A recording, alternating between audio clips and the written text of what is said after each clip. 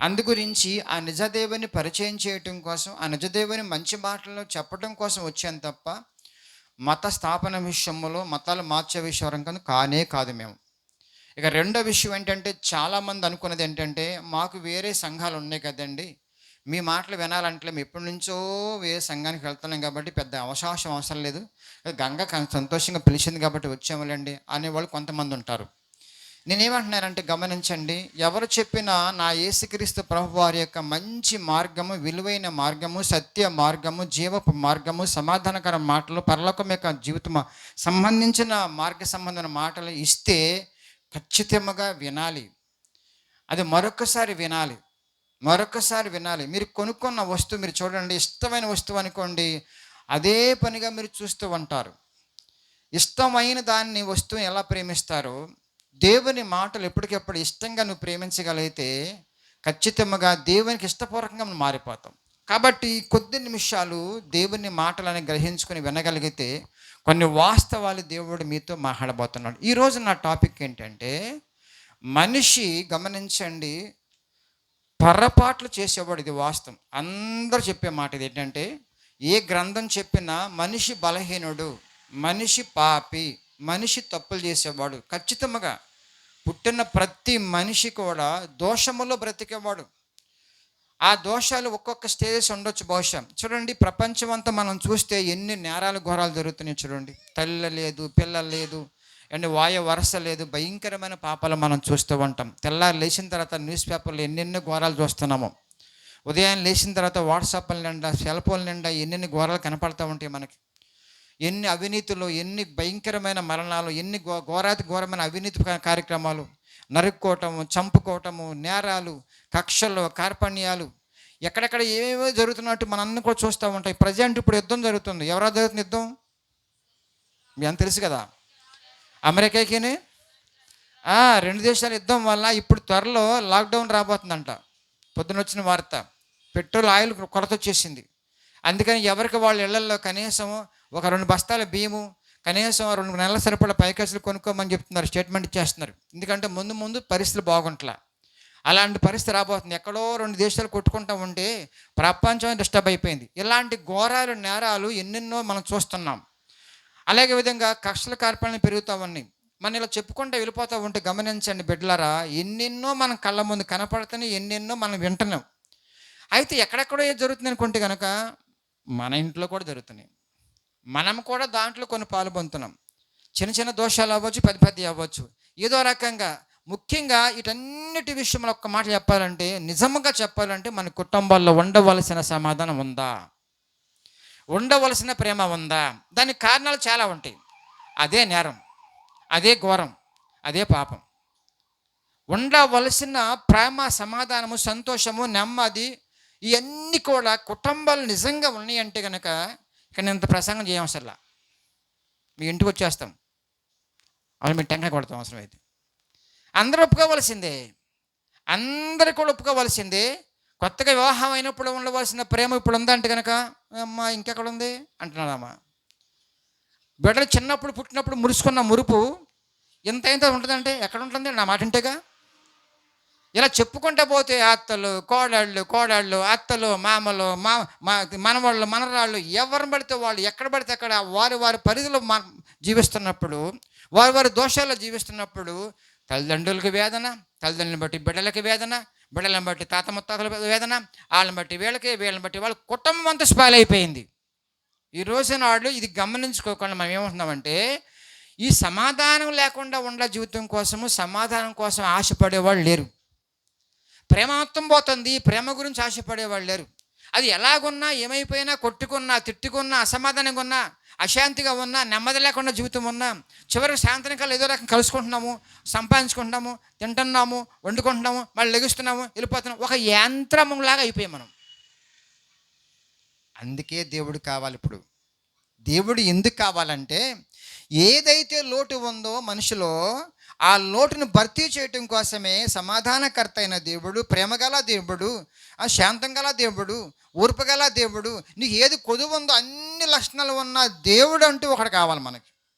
ఆ లక్షణాలు కలిగిన దేవుడు ఎవరన్నది నేను చాలా సంవత్సరాలు కూడా రీసెర్చ్ చేస్తే నాకు యేసయ్య దొరికాడు. యేసయ్య ఎందుకు దొరికాడంటే, యేసయ్యని ఎందుకు మనం నమ్ముకున్నానంటే, ఆయన మనకి ఏదైతే కొదువు ఉందో, ఏంటి కొదువు అండి? మా ఇంట్లో బంగారం ఉందో ఇవ్వచ్చుగా, బంగారం కోసం కదా వచ్చింది. మళ్ళీ బంగారం వాళ్ళు భూమిని పెట్టాడు, తీసుకో, అవసరమైతే కష్టపడి సంపాదించుకుంటావు, కొనుక్కుంటావు, మొత్తం ధరించుకుంటావు. బియ్యం ఉంది, ఉప్పు ఉంది, పప్పు ఉంది, పచారీ ఉంది, అన్నీ ఉన్నాయి ఈ లోకంలో. ఈ లోకంలో దేవుడు నువ్వు పుట్టకముందే, ఆది మానవుడు పుట్టకముందే మొత్తం సమకూర్చి పెట్టాడు. దాని గురించి ప్రయాసపడే అవసరంలా, కొంచెం కష్టపడి పని చేసుకుంటే ఆటోమేటిక్గా మీ ఇంట్లోకి వచ్చేస్తాయి అన్నీ కూడా, ఏం కావాలో. కానీ ఎవరి వల్ల కానిది, కష్టపడితే రానివి, ధనంతో వచ్చేవి కానివి, డబ్బు పెట్టి కొనుక్కుంటే వచ్చేవి కానివి కొన్ని ఉన్నాయి. అవే ఆత్మ సంబంధమైన ఆస్తులు. ప్రేమ, సమాధానము, సంతోషము, నెమ్మది, ఓర్పు, చస్తే పరలోకం. ఎవరివ్వగలరు? ఇది దేవుడే ఇవ్వాలండి. ఆ దేవుడిని కలిగి ఉన్నాం కాబట్టి ఆ దేవుడి మాటలు కొన్ని చెప్పని ఆస్తి మీ ఊరు వచ్చాం. అలాంటి దేవుడు ఉన్నాడు. అలాంటి దేవుడు మరి ఉంటే కనుక, ఏమండి ఇంత నేరం చేస్తున్నాం మా అబ్బాయి, మరి ఏం చేస్తున్నాడు? ఇంత నేరం చేస్తున్నాం పక్క వాళ్ళందరూ, ఆయన ఏం చేస్తున్నాడు? ఇంత ఘోరం జరుగుతూ ఉంటే ఆయన ఏం చేస్తున్నా అంటారా? మీ అందరు కదా, అందరు అంటారు కదా. కరెక్ట్. ఒక ప్రశ్న వేస్తున్నాయి. మీ అంత తల్లులు ఉన్నారు ఇక్కడ, తండ్రులు ఉన్నారు, తాతలు ఉన్నారు, మామూలు కూడా ఉన్నారు కదా. ఇప్పుడు ఉదాహరణకి మీ అబ్బాయే ఉన్నాడు అనుకుందాం. మీ అబ్బాయి అనుకోకుండా ఒక దొంగతనం జరిగింది ఎక్కడో చోట. మీ అబ్బాయితో పాటు మీ అబ్బాయిని లాక్కెళ్ళిపోయారు దొంగతనానికి. మీ అబ్బాయి కూడా నేరేస్తాడు. ఇప్పుడు మీరు అర్థం చేసుకోండి, ఇప్పుడు మీ అబ్బాయిని ఏం చేస్తారు? ఇప్పుడు మీరు ఏం చేస్తారు చెప్పండి, ఆలోచించండి ఒకసారి. గ్రామస్థంలో ఆలోచించండి ఈ విషయాలు. మీ అబ్బాయి కనుక పొరపాటున ఒక పొరపాటు జరిగితే ఆ అబ్బాయి వల్ల మీకు చాలా వేదన వస్తుంది. మీరేం చేస్తారు? నెలంతా అన్నం పెట్టిన మానేశారా? ఏది నిన్ను చివాట్లు వేసినా, నీ మాట వినకపోయినా, పోనీ దొంగతనం పక్కన పెడదాం, నీ మాట వినకపోయినా, గద్దరగా మాట్లాడినా, రకరకాల అగౌరవంగా మాట్లాడినా, నువ్వు కని పెంచి రకరకాలుగా అన్ని రకాల సమకూర్చే పుస్తకాలు కొన్నావు, బట్టలు కొన్నావు, ఇప్పటికి చాలా కొంటున్నావు. కానీ నీ మాట లోబడిన నీ పిల్లడు కానీ ఏం చేస్తున్నావు? నువ్వు అన్నం పెడుతున్నావుగా. 4 తిట్లు తిట్టినా మళ్ళీ ఏం చేస్తావు? నువ్వు అన్నం పెడుతున్నావు, బట్టలు ఇస్తున్నావు, పెళ్ళి చేస్తున్నావు, అర్థమవుతుంది, అన్నీ జరిగిపోతున్నాయి కదా. నీకే ఎంత ప్రేమ ఉంటే మరి దేవుని ప్రేమ ఉండదా? అందుకే ఆయన పేరేంటి? ప్రేమామయుడు. ఏంటమ్మా? ఒక కోణంలో మనం ఆలోచించుకుంటే, దేవుడికి మించిన ప్రేమికులు ప్రపంచంలో మరొకరు లేరు. ఆయనకి మించిన శాంతికర్త మరొకరు లేరు. ఆయనకి మించిన సమాధానకర్త మరొకరు లేరు. ఇలా చెప్పుకుండా పోతే సకల ఆత్మ సంబంధమైన ఐశ్వర్యాలన్నీ కూడా ఆయనలో ఉన్నాయి. అవన్నీ మనిషి కొదువైపోయాయి. అందుకోసమే దేవుడు కావాలి. అద్భుతం కదా. కాబట్టి ఈ రోజున మనం దేవుని ఎందుకు నమ్ముకోవాలో చెప్పాలంటే కనుక, ఉప్పు కోసం, పప్పు కోసం, చింతపండు కోసం, ఉల్లిపాయల కోసం, బియ్యం కోసం, ఉద్యోగం కోసం, పెళ్లి కోసం, అవన్నీ నువ్వు దేవుని నమ్ముకోకపోయినా ఉంటవి, వస్తాయి. అవన్నీ కూడా దేవుని నమ్మకపోయినా గాలి వస్తుంది, నీరు వస్తుంది, మీ ఇంట్లో కూడా గాలి ఉంది, మీ ఇంట్లో కూడా సకల వస్తువులు కూడా మనం కొనుక్కోగల దమ్ము ఉంది మీకు. కానీ దేవుడు ఎందుకు అవసరం అంటే, ఒంట్లో ఆత్మ సంబంధమైన ఆనందాలు లేవు, ప్రేమ లేదు, సంతోషం లేదు, తగ్గింపు లేదు, ఓర్పు లేదు, చనిపోతే పరలోకం లేదు దిక్కు మనకి. అందుకోసమే దేవుడు కావాలి. అలాగనేసి మరో కోణంలో దేవుడు ఇక నువ్వు ఏమాత్రం మాట్లాడలేదనేసి, ఏం అంటలేదనేసి రకరకాలుగా మన దోషాలు చేసుకుంటూ వెళ్ళిపోతూ ఉంటే దేవుడు చూస్తూ ఉంటాడా? ఉండలే. మరొక కోణం గురించి మాట్లాడుతున్నారు. దేవునికి మరొక కోణం ఏంటంటే, ఒక కోణం ఏంటంటే ప్రేమామయుడు, శాంతమయుడు, సమాధానకర్త, తగ్గింపు, ఓర్పుతో ఉన్నవాడు. అందుకని సిలువలో కొట్టిన సరే మాట్లాడాలి ఆయన. కానీ మరో కోణం ఏంటంటే, మనిషి తప్పు చేస్తూ ఉన్నప్పుడు, నాలాంటి సేవకుల ద్వారా మాట్లాడుతున్నప్పుడు, వాక్యం ద్వారా గద్దిస్తున్నప్పుడు, నీవు అంతరాత్మగా ఘోషిస్తున్నప్పుడు, ఇంకా లోబాట్ల అన్నప్పుడు దేవుడు చూస్తూ ఉండడు. ఇది గమనించండి. నీ పిల్లవాడు మాట వినకుండా ఒకసారి దొంగతనం చేశాడు అనుకోండి, గద్దిస్తావు, ఏదో రకంగా అన్నం పెడతావు. మరోసారి చేశాడు అనుకోండి, మరోసారి కొడతా పట్టుకుని అవసరమైతే మరలా చేస్తావు ఉంటే అవసరమైతే వాడిని చంపేస్తారు. నువ్వు చంపపోయినా చట్టం పట్టిపోద్ది. అంటే ఏం జరుగుతుంది ఇక్కడ? తెలిసి కూడా ఇంకా జరుగుతూ ఉంటే మరొక కోణంలోకి మారిపోతావు నువ్వు, తల్లి అయినా తండ్రి అయినా. వాస్తవం అంటారని చెప్పేది అబద్ధం అంటున్నానా? పిల్లవాడిని ఎంతవరకు సహిస్తారు మీరు? ఏదో ఉదాహరణకి వాడు ఎక్కడెక్కడో పొరపాట్లు చేస్తున్నాడు, ఒకవేళ నిన్నే కొట్టేశాడు, పిల్లవాడిగా పిల్లకన్నది, తండ్రినే కొట్టేశాడు, ఏం చేస్తారు ఇప్పుడు? అలా ఉంటారా? కొట్టుకోరా అంటారా? ఏమంటారు తెలుసా మీకు? చంపేస్తానంటారు. అంటే మరొక తల్లి బయలుదేరింది అక్కడ. అంటే మనిషి యొక్క పరిస్థితి మారిపోతున్నప్పుడు, ఆ పాప సంబంధమైన దోష సంబంధమైన స్టేజ్ మారిపోతున్నప్పుడు, 2వ దశ 3వ దశ మారిపోతున్నప్పుడు నీ రూపం మారిపోద్ది, నీ పరిస్థితి మారిపోద్ది, నీ మాట తీరు మారిపోద్ది. చేసుకోవటమే కాదు, అవసరమైతే చంపేస్తాం. చాలామంది తెలుసు నాకు. బిడ్డ ఈ మధ్య కాలంలో ఒక ఆటో అబ్బాయి బండి కొన్నాడు. వాడు బాధ పడలేక. అంతకుముందు సెల్ ఫోన్ కొన్నాడు. అందరూ ఫ్రెండ్స్ అందరూ కూడా బండి కొనుక్కొని నాకు కొనమనేసి ఏదో రకంగా అప్పు చేసి ఈఎంఐకి ఎంతని కట్టుకుని ఒక 30,000 ఉంటే మొట్టమొదటి పే చేసి కట్టుకున్న తర్వాత బండి మీద రకరకాలు తిరుగుతున్నాడండి. ఫైన్లు 8-9 వేలు కట్టాయంట ఒక రోజుని. ఎందుకని? Triple riding, fast riding, helmet లేకుండా వెళ్ళిపోవటం, ఇలా అన్ని రకాలు కడతా ఉంటే 3 నెలల్లో దగ్గర 25,000 కట్టాయంట ఫైన్. చెప్పినా వింటలా. నీకు బండి ఎందుకు కొన్నాను అనిపించింది, బాధ వేస్తుంది అనేసి ఎంత బాధ మొత్తుకున్నా సరే ఇక చివరికి ఏం చేశాడంటే అసలు అందరూ పడుకున్న తర్వాత బండికి నిప్పెట్టేశాడు. ఆయన అన్నాడు మాట, బండికి నిప్పెడితే ఆ కొడుకు అన్నాడు, జాగ్రత్త చంపేస్తానంట. అరే 2వ రోజుకి కనుక నువ్వు మారకపోతే కనుక బండికి కాదు నీ నిప్పెడతానా అంట. సహజం కదా. తండ్రి రూపం ఎప్పుడు మారింది? తండ్రి మాట ఎప్పుడు మారింది? బిడ్డ యొక్క ఆ పాప సంబంధమైన జీవితం స్టేజ్ మారుతున్నప్పుడు తల్లిదండ్రుల యొక్క మాట తీరు మారిపోద్ది, స్టేజ్ మారిపోద్ది. ఇప్పుడు నీకు ఇంకో కోణం వచ్చింది కదా, మరి దేవునికి కూడా ఇంకో కోణం ఉంటుంది. బాగా అర్థం చేసుకోవాలి మీరు అందరు కూడా. దేవుడు ప్రేమ గలవాడే, కానీ తేడా చూసి చూసి చూసి అగ్నినేత్రాలతో శిక్షించడానికి కూడా ఆయన సమర్థుడు. నేను ఒక మాట అంటున్నాను మీ అందరు కూడా. గాలి ఉచితంగా ఇచ్చాడు అడగకుండానే, నీరు ఉచితంగా ఇచ్చాడు, ఆహారాలన్నీ కూడా మా బాబు నీ బాబేమో సంపాదించలే, మొత్తం కలుగునుగా కారణంగా వచ్చినాయి. ఆ ఏ ఆహారం అవ్వచ్చు? కూరగాయలు, ఆకుకూరలు, ఫ్రూట్స్, రకరకాల మొత్తం వచ్చినాయి. ఇవన్నీ ఇచ్చిన తర్వాత గమనించండి, ఇవన్నీ ఇచ్చిన తర్వాత నువ్వు తేడాగా మాట్లాడితే, తేడాగా జీవిస్తే, పాపంలో పడిపోతూ ఉంటే శిక్షించడానికి అర్హులు ఎవరు చెప్పాలి అనుమానం అందరూ కూడా. నీకు అన్నీ ఇచ్చిన దేవుడు నీ శిక్షించే అర్హుడు కదా. కానీ నువ్వేమనుకుంటున్నావంటే అన్నీ వాడుకుంటున్నా పాపం చేస్తున్నా, అన్నీ వాడుకుంటున్నా దోషం చేస్తున్నా, అన్నీ వాడుకుంటున్నా నేరం చేస్తున్నా. ఏం అవ్వట్లేదుగా. మీకు విషయం చెప్పమంటారా? మీకు తెలియకుండా లోపల అశాంతి మొదలయ్యింది. అది పెద్ద పనిష్మెంట్. ఎప్పుడైతే ఒక మనిషి ద్రోహిగా ఉంటాడో, పాపం చేస్తాడో, నేరం చేస్తాడో, మొట్టమొదటిగా మొదలైంది ఏంటంటే లోపల అశాంతి, సమాధానం ఉండదు. రెండోది పిరిగితనం వస్తుంది. ఈ 2 చాలవా నువ్వు చావడానికి? మనిషి బ్రతకటం అంటే గమనించరా, సంతోషంగా, సమాధానంగా, ధైర్యంగా, నెమ్మదిగా, ఓర్పుతో, ఇవి నిజమైన బ్రతుకంటే. ఇవన్నీ లేకుండా పిరిగితనంతో ఉండి అశాంతిగా ఉండే జీవితం అంటారా? కాబట్టి మనిషి ఏం కోల్పోయాడో మనిషికి అర్థం కావట్లా. నా దగ్గర ఇంట్లో పురుగులు ఉన్నాయి, లేకపోతే బంగారం ఉంది, మా ఆవిడ ఒంటి మీద బంగారం ఉంది, నా ఇంట్లో క్యాష్ ఉంది, బ్యాంక్ బ్యాలెన్స్ ఎక్కువ ఉంది, దీన్ని చూసుకుని తాత్కాలికంగా మురిసిపోతున్నాడు తప్ప ఒంటిలో మనశ్శాంతి లేదు, నెమ్మది లేదు, అశాంతిగా ఉండే జీవితం. వీటి గురించి ఎందుకు ఆలోచించడం మనిషి? కారణం ఏంటంటే నువ్వు చేసిన దోషమే, నువ్వు మాట్లాడిన తీరు దాన్ని బట్టి. కాబట్టి ఇవన్నిటిని బట్టి మనం చూస్తే బైబిల్ ఒక చక్కని మాట మీకు జ్ఞాపకం చేస్తా చూడండి. ఆ కీర్తన గ్రంథంలో నుంచి 67వ కీర్తన వాక్యం మనం మాట్లాడుకుందాం. దేవుడు ఏం మాట్లాడుతూ చూద్దాం.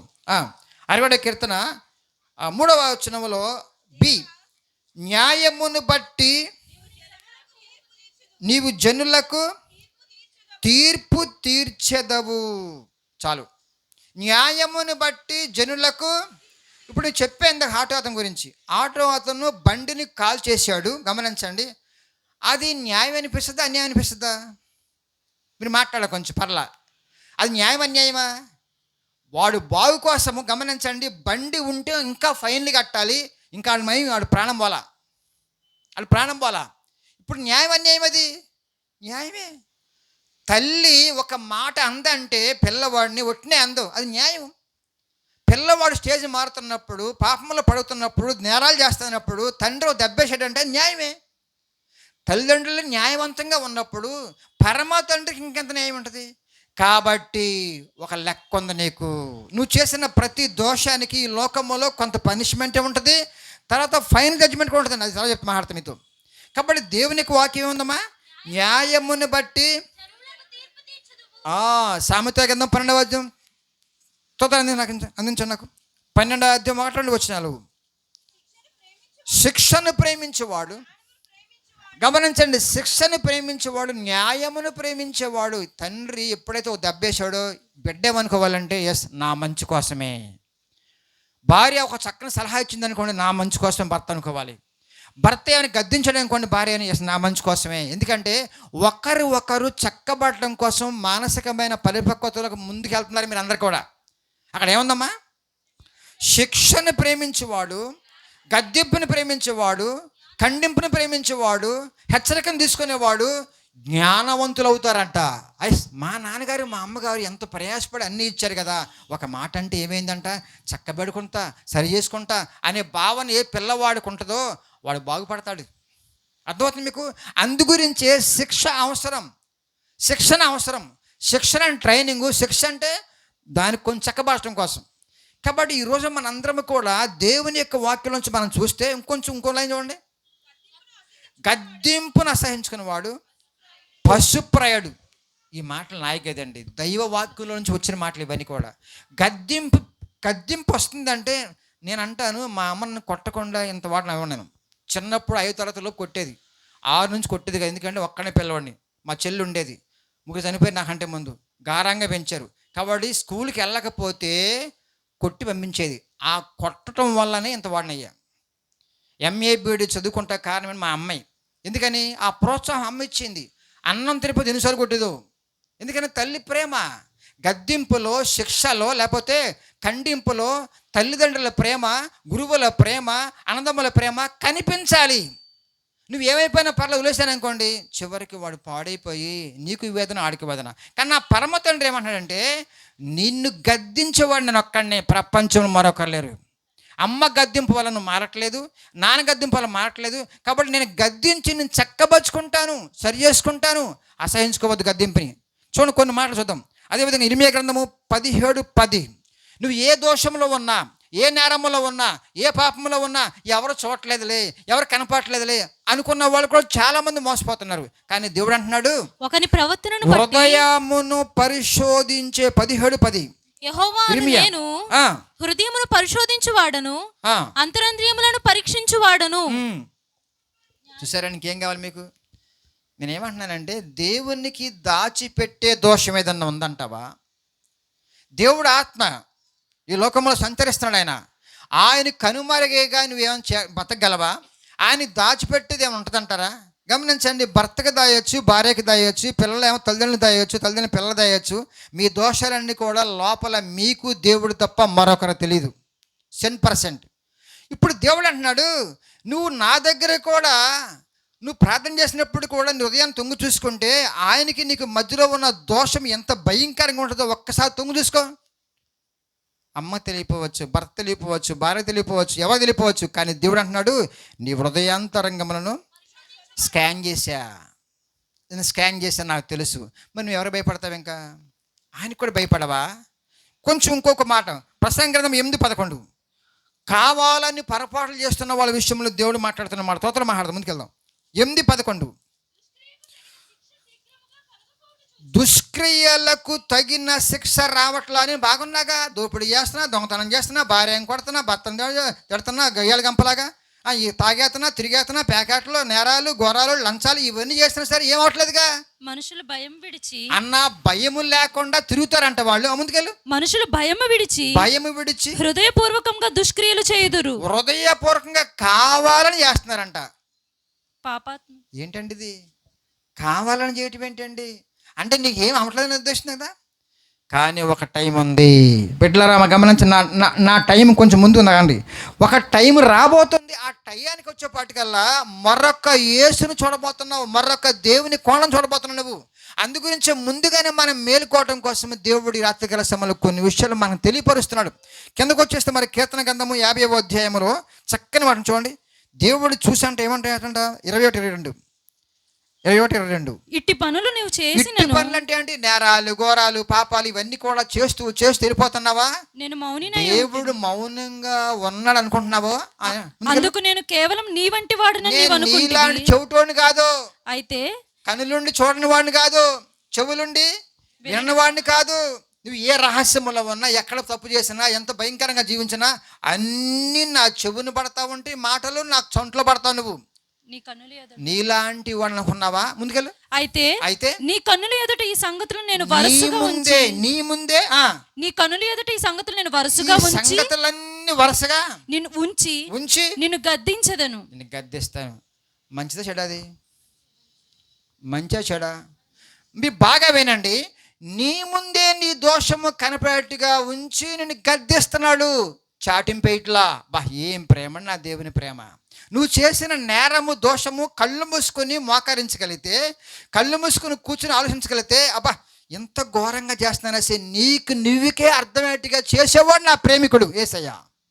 అందరేమో చంపేయండి రాడిని, ఎండగట్టండి రాడిని, ఊరేగించండి రా, గుండెకిచ్చండి రా, బొట్లు పెట్టండి రా, నా దేవుడు రొమ్ములో కప్పుకొని నీ ముందే పెడతాడు. బిడ్డ మారరా. చూడండి, తల్లిదండ్రులు ఏమవుతారంటే కొన్ని పనులు చేస్తున్నప్పుడు పిల్లల్ని తలుపులేసి కూర్చోబెట్టారే, మారరా మారరా, ఎందుకని బయటికి రావట్లా, అరే పరుగు పోతుందిరా, ఎందుకని బయట చెప్పట్లా, నా పరుగు పోతురా.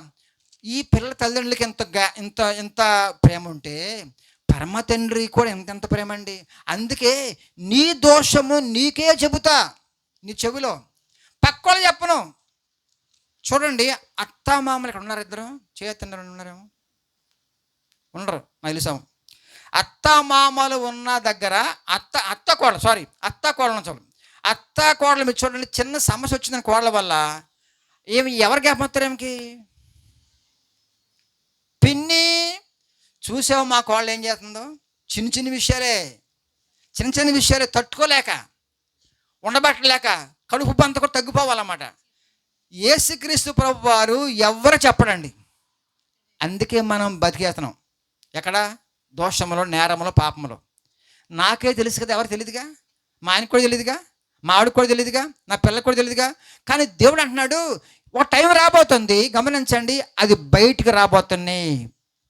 అందుకనే పాపము పరిపక్వమై ముందు గర్భం వస్తుంది, పాపం పరిపక్వమై అంతవరకు ఎందుకు వెళ్ళాలి నువ్వు?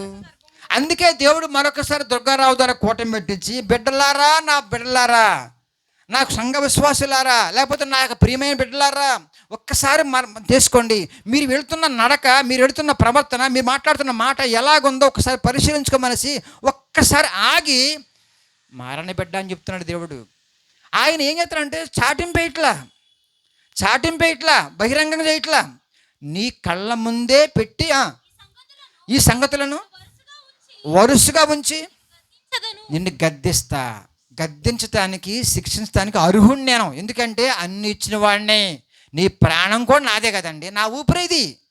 అందుకే దేవుని ప్రేమ ఎంత గొప్పదో మీకు చెబుతున్నా. చూడండి, 2 కొరింథీ పత్రికలో 5వ అధ్యాయము 9-10. ఇంకా మారలా గద్దించిన కొంచెం శిక్షలు వచ్చినా సరే మారపోతే ఫైనల్ తీర్పు ఉంటుంది. చదవనమాట. ఎందుకనగా తాను జరిగించు క్రియలకు అవి మంచివైనను చెడ్డవైనను సరే దేహముతో జరిగించిన వాటి ఫలమును, దేహముతో జరిగించే పాప క్రియల సంబంధమైన ఫలములను ప్రతివాడును పొందునట్లు మనమందరమును క్రీస్తు న్యాయపీఠం ఎదుట ఉంటామండి. క్రీస్తు న్యాయపీఠం రాబోతుంది. త్వరలో ముగింపు కార్యక్రమం అది. అప్పుడు గడగడ ఉనిపోతాం మనందరం కూడా. ప్రత్యక్ష కావాలండి. అంతవరకు ఎందుకండి, అంత అవసరం అంటారా? డైరెక్ట్ పరలోకం వెళ్ళిపోతే పోలా? అందుకే ఈ వాక్యం ద్వారా దేవుడు నీకు మంచి విషయాలు చెప్పి మారమని చెప్తున్నాడు. ఈ రోజున మనందరం కూడా గమనించండి, మంచిగా ఉండాలి, మంచిగా మాట్లాడాలి, మంచి క్రియలు చేయాలంటే కనుక అది నీ వల్ల కాదు. మళ్ళీ మాట్లాడుతున్నా, ఏమండి పాస్టర్ గారు ఎంత బాగా చెప్పారు గారండి, మా వల్ల అవ్వట్లేదండి. ఆయన మన వచ్చిన దగ్గరికి వచ్చేసి, పాస్టర్ గారండి 2 రోజులు ఊపట్టి మానేసాను తాగుడు, కానీ అటులాగేస్తుందండి, వెళ్ళిపోయాడండి. మళ్ళా 2 రోజులు మానేశారండి, కష్టపడి మానేశారండి, లాగేస్తుంది, పీకేస్తుందండి. ఎస్, నీ వల్ల కాదు. నువ్వు పాపంలో పాడటం అంత ఈజీ కాదు, బయట రావటం ఊపేది పెద్ద భయంకర ఊపి. కాబట్టి ఈ రోజున మనం గమనించండి, యేసుక్రీస్తు ప్రభువారు నిజమైన దేవుడిని తెలిసిన తర్వాత ఆయనకి సీసీ కెమెరాలు అవసరంలా, లాయర్లు అవసరంలా, ఎంక్వైరీ అవసరంలా. ఆయన ప్రతి ఒక్కరిని చూసే దేవుడు, ఆయన అంతటా ఉండేవాడు, సర్వ సృష్టికర్త ఆయన. దేవుని నా మనసు అడిగా. కాబట్టి మనందరము కూడా నాకు ఒక విషయం జ్ఞాపకం వస్తుంది. ఆదాము అవ్వ మొట్టమొదటి మానవులు తప్పు చేసినప్పుడు దేవునికి వ్యతిరేకంగా వాళ్ళు ఎక్కడ దాకుంటారు? సృష్టి మొత్తము కలుగునుగాక అనే సృష్టి దగ్గరికి వెళ్ళిపోయి దాకుంటారు. పెద్దోళ్ళు, పెద్ద జోక్ అది. చెట్టు ఎవరిది? నువ్వు వేసుకున్నావా? దాకుంటా ఒక చెట్టు వేసుకున్నాను ఏంటన్నా. ఆయన కలుగునుగాక అంటే ఓ చెట్టు పక్క వెళ్ళిపోయి ఎంత ఆశాస్పదం అండి. రాహుగలవా? దేవుడు వెంటనే ఆదం బయట రానాడు, నువ్వు ఎక్కడ దాకా ఉన్నా తెలుసు. అంటే మనిషి ఈ లోకంలో తప్పించుకోవచ్చు, దాక్కోవచ్చు, ఏదో రకంగా బయటకు రావచ్చు, కానీ దేవుని దగ్గర నుంచి ఎవరు కూడా తప్పించుకోలేరు. దేవుని నామన సున్నాడు గడిగా. కాబట్టి ఇప్పుడు మనిషి ఏం చేస్తున్నాడు? ఇప్పుడు గమనించండి, ఎన్ని తప్పులు చేసినా భక్తి చేస్తున్నాగా. గమనించండి, ఎన్ని తప్పులు చేస్తున్నా భక్తి చేస్తున్నాగా, దండం పెట్టుకుంటున్నాగా, కాంకులు ఇచ్చేస్తున్నాగా, గుడి కడుతున్నాగా, ఫ్యాన్లు ఎత్తున్నాగా, ప్రార్థన చేస్తున్నాగా, ఉపవాసం ఉంటున్నాగా. పిచ్చివాళ్ళారా, పై భక్తి అదంతా కూడా దానివల్ల పాపం వెళ్ళబోద్ది. ఆయన అన్నాడులే, నేను గుడి కట్టే మా ఊళ్ళో. గుడి కట్టమని ఎవరు చెప్పారండి? గుండెల్లో ఏసాయిని పెట్టుకోవాలి. కానీ నువ్వు నిన్ను కట్టేవాడు ఏసై లేకుండా నువ్వు గుడి కడతావేంటి? ఏసై గుడి కావాలా? ఏసై ఫ్యాన్ కావాలా? ఏసైకి మోకాల దండలు కావాలా? లేకపోతే ఇంక పలహారం కావాలి ఆయనకి? అవెందుకు అంటే, పాపము చేసిన మనిషి తాత్కాలికమైన ఉపశమనం కోసం కొన్ని కార్యకలాపాలు చేస్తున్నాడు. అవే ఇవన్నీ కూడా. అవసరమైతే నెల మునమంటావా, మునుగుతా లేపుతా. టెంకాయలు కొట్టమంటావా, టెంకాయలు కొడతా. ఎవరికి కావాలి? దేవుడికి అయ్యేందుకు. దేవుడికి కావాల్సింది నా మాట విని నేను మార్చుతున్నప్పుడు తల ఒగ్గు, నేను మార్చుకుంటా. అది కావాలి ఆయనకి. అందుచేతనే భక్తి పేరు మీద గమనించండి, ఒక్క ముసుగులో ఉన్నాడు మనిషి. ఒక ఆమె అంటుందిలే, ఎందుకు వెళ్తున్నా గుడికి? భలే ప్రశ్నిస్తుందమ్మా. అలా ఆయన్నే ఏమంది, నువ్వు ఎందుకు వెళ్తున్నా గుడికి? ఎందుకని? ఆ తాగుడు మానలా. తాగుడు మానకుండా గుడికి వెళ్తున్నామంటే ప్రశ్నిస్తుందా లేదా? అంటే అర్థం ఏంటి? ఇప్పుడు భక్తి అంటున్నాడు, పాపం అన్నాడు. ఎలా గురించి మ్యాచ్ అవ్వదుగా. దేవునికి ఇష్టమైన భక్తి ఏంటంటే నిష్కలంకమైన హృదయము, పక్షపాతం లేని హృదయము. ఈ హృదయం రావాలని నీ వల్ల కాదు. గమనించండి, నీ వల్ల కాదు కాబట్టి దేవుడు కావాలంటున్నా. మరి దేవుడు కావాలంటే కానీ గుడికి వెళ్తున్నాగా. గుడికి వెళ్తే దేవుడు నీ పక్కన ఉండవు. గమనించండి బాగా. గుడికి వెళితే దేవుడు ఉన్నట్టు కాదు, కానికిస్తే దేవుడితో ఉన్నట్టు కాదు. దేవుడు నువ్వు కలవాలంటే ఒక ప్రాసెస్ జరగాలి. ప్రార్థన చేసుకోండి. ఈ రోజు నాడు గమనించండి, ఒకటి పై భక్తుల్లో మనుషులు మోసపోతున్నారు. నువ్వు ఎంత పాపం చేసినా, ఎన్ని దోషాలు చేసినా, ఎంతో ప్రార్థన చేశా, ఎన్నో కానులు ఇచ్చేది పాస్టర్ గారికి, ఆయన భోజనం పెట్టేసా, బట్టలు కొనేసా, గుడి కట్టేసా, ఈ రకమైన మోసములో ఉంచాడు సాతాను గాడు. రెండో మోసం చెప్పమంటారా? అద్భుతాలు జరుగుతున్నాయిగా. జ్వరం పోయిందండి, పాస్టర్ గారు ప్రార్థన చేస్తే నాకు పిల్లలకు ఉద్యోగం వచ్చేసిందండి, ఇల్లు కట్టాను, దేవుని ప్రార్థన చేసుకుంటే, అమ్మ గమనించండి, యేసుప్రభు నమ్మపోయిన ఇల్లు కడతాను. వాస్తవాలు మాట్లాడుకున్న రాత్రికాల సమయంలో యేసుప్రభు నమ్మపోయిన ఉద్యోగాలు వచ్చిన చాలామంది ఉన్నారు. యేసుప్రభు నమ్మపోయిన పాస్ అయిన వాళ్ళు చాలామంది ఉన్నారు. యేసుప్రభు నమ్మపోయిన కట్టలు అయ్యారు, ఇల్లు కట్టారు. ఈ రోజు నాడు అదొక భ్రమలో మనిషిని ఉంచుతున్నాడు సాతానుగాడు. చాలామంది పాస్టర్స్ కూడా వాడుకుంటున్నాడు. వాళ్ళు ఏమంటున్నారంటే, యేసుప్రభు నమ్మేగా, అందుకే పెద్ద ఇల్లు కట్టేశాను. నేనంటాను, ముఖేష్ అంబానీ ఇంకా పెద్ద ఇల్లు కట్టాడు, మరి ఆయన యేసుప్రభు నమ్మలేదుగా. మరి ఏమంటావు? నీ పక్కవాడు యేసుప్రభు నమ్మలా, వాళ్ళు మీకంటే పెద్ద బిల్డింగ్ ఉంది, ఏసీలు ఉన్నాయి, మీకేముంది? నేను ఏమంటే ఆలోచించను సార్. గమనించండి, భక్తి పేరు మీద మోసములో ఉన్నది ఒకటి. రెండోది, అద్భుత కార్యాల పేరు మీద నువ్వు మోసపోతున్నావు. క్రైస్తవాళ్ళని ఇప్పుడు మాయలో పెట్టేస్తున్నారు దుర్బోధకులు మాయలో పెట్టారు. ఇప్పుడు గంగా దుర్గారావు కూటమి పెట్టారు. అమ్మాయి మెయిన్ అదేనా? ఇది బుజ్జి ఫెయిల్ అయితే పెట్టదా అనుకుందామండి. ఫెయిల్ అయితే పెట్టాలి మరి. అంటే పాస్ అయితేనే దేవుడా? చాలామంది యేసుప్రభు నమ్మని వాళ్ళని ఫెయిల్ అయిపోయారుగా. మా సంఘంలో ఇద్దరు ఉన్నారండి. పాస్ ఫెయిల్ని బట్టి నువ్వు యేసుప్రభుని దాన్ని ఏమంటారమ్మా ఎస్టిమేషన్ వేస్తావా? లేకపోతే ఇల్లు కట్టపోవడం దాన్ని బట్టి ఎస్టిమేషన్ వేస్తావా అని ఆయన కెపాసిటీ, ఇల్లు కట్టే కెపాసిటీ అయినా కేవలం పాస్ చేసేవాడు మాత్రమేనాక? లేకపోతే చిన్న ఉద్యోగం వచ్చే మాత్రమేనా? లేకపోతే పెళ్ళిళ్ళు అంటావా? వీళ్ళ గమనించిన మనిషికి అసలైంది ఏదో మిస్ అయిపోయాడు, దాన్ని పట్టుకోవట్లా. పెళ్ళిళ్ళు, పేరెంటాలు, ఉప్పులు, పప్పులు, ఇళ్ళు, వాకళ్ళు, అది ఇది. ఈ మాయలో పడేసాడు సాతానుగాడు. ఈ బోధకులు కూడా ఏమంటారంటే, అమ్మ నీకు కష్టాలు తీరిపోవాలంటే 2 రోజులు ఉపవాసం ఉండమంటారు. అసలే కష్టాలు వచ్చి పడ్డాయి, మళ్ళీ పొట్టలో గ్యాస్ రావాలి. 2 రోజులు ఉపవాసం ఏమవుతాం చెప్పండి? నిజంగా ఏమీ తినకుండా ఏమీ తాగకుండా 2 రోజులు ఉపవాసం ఉన్న వాళ్ళు చేయొద్దని వేరే సంఘస్థులు.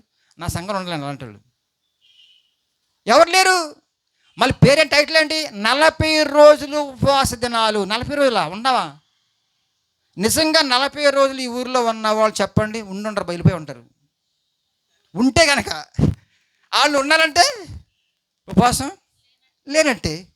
వాస్తవం మాట్లాడుతున్నా, అబద్ధం మాట్లాడుతున్నానా? 40 రాత్రులు పగాళ్ళు నిజంగా కనుక యేసు ప్రభు ఏమీ తినలేదని బైబిల్లో ఉంది. ఒకవేళ పాస్టర్ చెప్పినట్టుగా అమ్మా మీ కష్టాలు మొత్తం బావాలని 40 రోజులు ఉపవాసం అని చెప్పాడు అనుకోండి, నిజంగా ఉంటే కనుక 40 దాకా ఎందుకు?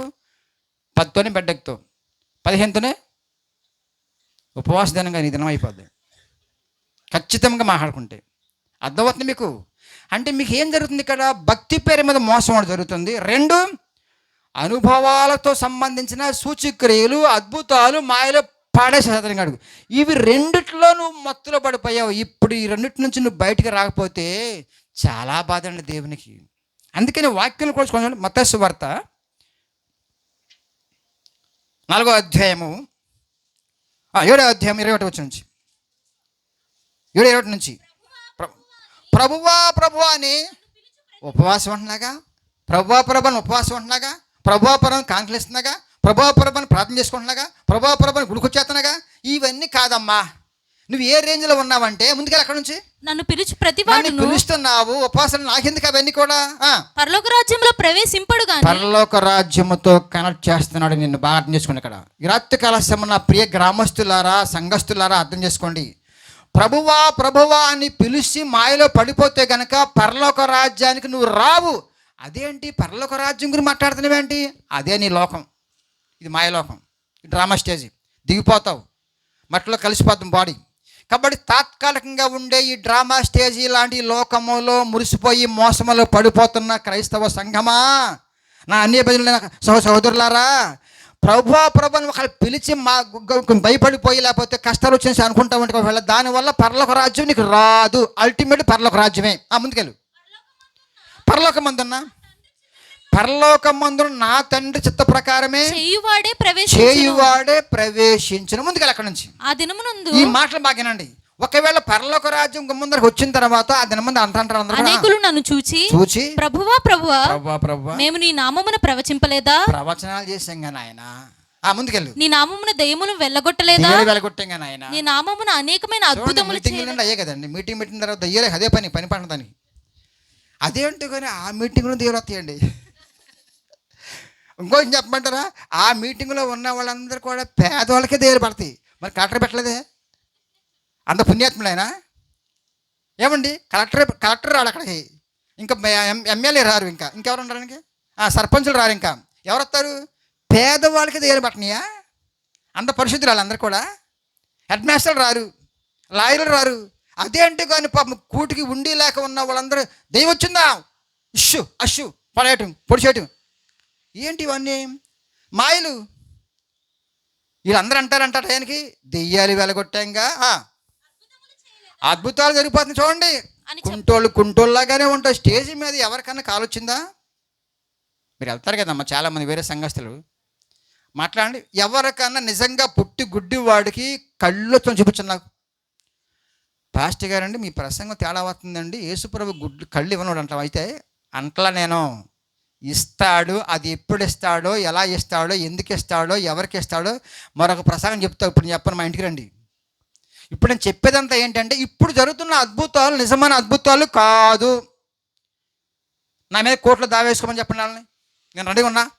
ఇప్పుడు జరుగుతున్న అద్భుతాలు మాయ. నేను నా యవన కాలంలో యేసుప్రభు నమ్ముతున్న పొడుపొడి భక్తులు ఉన్నప్పుడు ఇంచుమించుగా దగ్గర నేను మొత్తం లెక్కేసుకుంటే 50 మీటింగ్స్కి వెళ్ళా. ఆ రోజుల్లో ఏసన్ గారి మీటింగ్స్ అని, ఆ మీటింగ్స్ చాలా జరుగుతూ ఉండేవి. ఎక్కడ కూడా సంపూర్ణమైన స్వస్థ ఎవడికి రాలా. ఆడు కుంటోడు పైకి వెళ్ళాడు, ఈయన కాలుస్తుంది అంటాడు, ఆడు కుంటుకునే వచ్చాడు తప్ప సంపూర్ణంగా ఎవరు రాలా. యేసుప్రభు సంపూర్ణంగా ఇచ్చాడండి, చచ్చిపోయిన బతికినాడు. 2 కళ్ళు సంపూర్ణంగా ఇచ్చాడు, కాళ్ళు సంపూర్ణంగా ఇచ్చాడు. మరి వీళ్ళు చేస్తున్న మాయలేంటి? లేదే. కాబట్టి వీళ్ళు అంటారంట అద్భుతాలు చేసాముగా, ముందుకెళ్ళు. దెయ్యాలు కొట్టాం కదా. అప్పుడు ఎన్నడూను ఎరుగను ఎవరిని? మీరు వెళ్ళారు కదా మీటింగ్స్కి, దెయ్యాలు బాగుంటారు కదా, ఇంకా స్వస్థలు ఇచ్చారు కదా వాళ్ళందరూ కూడా. వాళ్ళని చూసి అంటే యేసుప్రభు వారు మీరెవరో నాకు ఎన్నడూను ఎరుగను. ఇంకెందుకెళ్ళమాట? అక్రమము చేయవారులారా, క్రమమైన మార్గమ గుండా నా బిడ్డలు నడిపించరా? మీరు గుడికి వచ్చే వాళ్ళని మాయ చేస్తారు, మీరు భ్రమలు పెట్టారు. భక్తి పై భక్తి కంటే కింద లోపల శక్తులు వాళ్ళకి. కాబట్టి మీరు అన్యాయంతులు. అక్రమంగా చేస్తున్నారు. క్రమం లేకుండా ఉంటాం, వాక్యానుసారమైన జీవితం లేకుండా ఉండటమే క్రమం లేకుండా. అక్రమం చేయవర్లారా, నా యొద్ద నుండి పొండని వారితో చెప్పుదును. కింద ఉంటుందండి, ఇసుక మీద కట్టావు నీ భక్తి. కింద ఉంటుంది అన్నమాట, ఇసుక మీద కట్టుకున్న ఇల్లు అయిపోయావు. రాతి మీద కట్టే పునాది లేకుండా ఎవరు, మా పాస్టర్ అలా చెప్పారండి, మా బిషప్ అలా చెప్పాడండి, మా ఫాదర్ అలా చెప్పారండి, ఎవరు వాళ్ళు, గెట్ అవుట్. దేవుడు అంటున్న మాట, ప్రియ దేవుని సంఘస్థులారా, గ్రామస్తులారా, మేము పెద్ద గుడి కట్టుకున్నామండి, గుళ్ళో దేవుడు ఉండని గుండెల్లో ఉండాలి. ఆ గుండెల్లో యేసుప్రభు లేకుండా గుళ్ళో నువ్వు మురిసిపోతున్నావు. నీ గుండెల్లో యేసు అయి ఉంటే అప్పుడు నిజమైన మురిపు వస్తుంది నీకు, నీ దేవునికి. అది లేకుండా ఇది మాయరని కూడా.